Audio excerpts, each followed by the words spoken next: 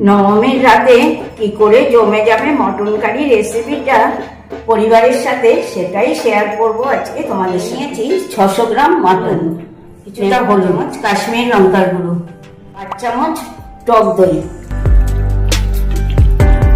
আমি এটাকে আধা ঘন্টা মতন রেখে দিচ্ছি। ওকে প্রেসারে দিয়ে নেব। আর তোমরা কিন্তু মনে রাখবে, প্রেসার কুকারে আগে একটুও জল দেবে না। ভাজা হয়ে গিয়েছে। এবার আমি পেঁয়াজগুলো, আমার রং পরিবর্তন হয়েছে। টমেটো বাটা, হলুদ গুঁড়ো বাটা, লঙ্কার গুঁড়ো,